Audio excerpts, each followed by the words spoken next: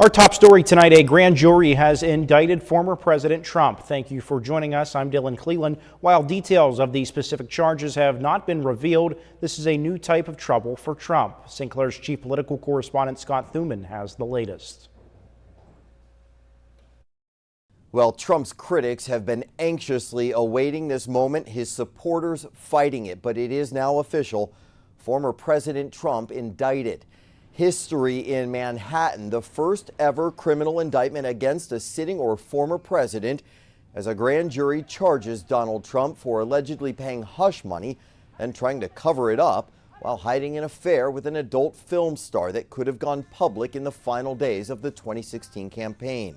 Worst case scenario, the former president and current candidate for a return to the White House could spend up to 5 years in prison, experts say, but feel that may be unlikely even if convicted. Trump for months has been smearing the New York District Attorney Alvin Bragg, claiming the case is purely political. Thursday night, Trump stating he's doing Joe Biden's dirty work. I believe this witch hunt will backfire massively on Joe Biden. The American people realize exactly what the radical left Democrats are doing here. Famed defense attorney Alan Dershowitz. In this case, federal government refused to prosecute him. The predecessor district attorney refused to prosecute him. And yet this district attorney came in and said, whoops, they're both wrong. I'm going after him on a made-up charge. And the American public should be outraged.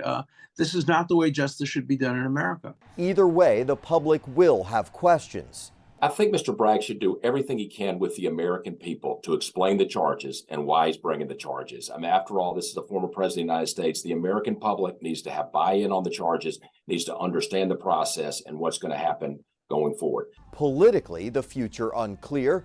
A conviction would not prevent Trump from running, and some Trump critics worry it could actually help him rally his base, wondering if a man already twice impeached could also survive an indictment and possibly more to follow. As of now, there is talk that Trump would turn himself over to police next week. He'd be fingerprinted and photographed and possibly handcuffed. In the meantime, police from New York to D.C. preparing for protests. Still a lot to be determined in the coming days. In Washington, I'm Scott Thuman. Lawmakers in the nation's capital continue to work toward making railroads safer. Both the House and the Senate have their own versions of changes that can be made following the toxic train derailment in East Palestine. News 9's Tyler Madden has more from one of the bill's co-sponsors. Ohio Congressman Bill Johnson recently sponsored and introduced the Reducing Accidents in Locomotives Act, known as the Rail Act. The bill aims to improve railway safety and operations by calling on the Federal Rail Administration and the NTSB to come together and recommend changes to how the rail system operates, including looking at the speed, length, and weight of trains.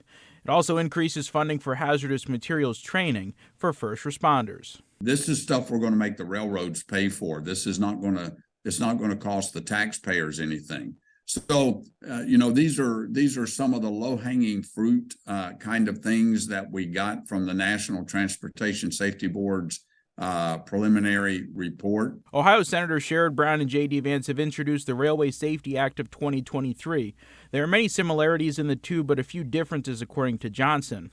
They include appropriations issues with the Senate's bill in the House and a provision that would require the replacement of all tanker cars that carry hazardous chemicals like vinyl chloride to be completed by 2025. There's only one manufacturer in America that makes tank cars like that.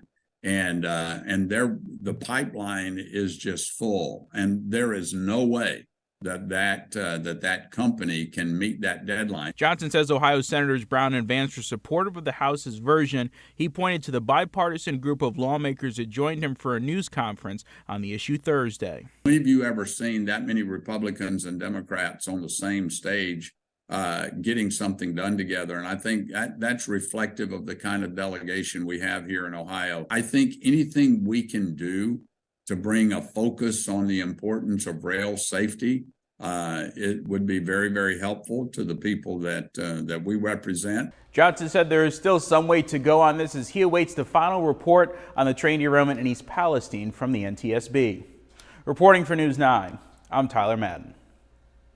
West Virginia Governor Jim Justice signed a bill today banning gender-affirming care for minors. The bill outlaws those under 18 from being prescribed hormone therapy and puberty blockers. It also bans minors from receiving gender-affirming surgery. The move makes West Virginia the 11th state to restrict or outlaw treatments for transgender youth. But unlike other states, West Virginia's law permits doctors to prescribe medical therapy if a teenager is at risk for self-harm or suicide. The ban will take effect January next year.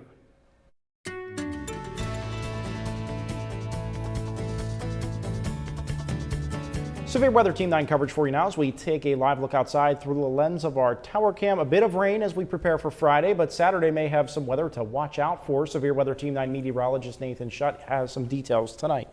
Thanks, Dylan. We'll be tracking rain moving into the area. Winds picking up as we go throughout Friday. It's that Saturday where those high winds are back into play. Very reminiscent of this past weekend. Wind speeds will likely be similar. The biggest difference, though, is that likely not as much rain leading into those high winds Saturday. That will likely help in terms of toppling trees. That saturated soil that we had leading into Saturday last weekend helped, unfortunately, topple more trees with that high winds.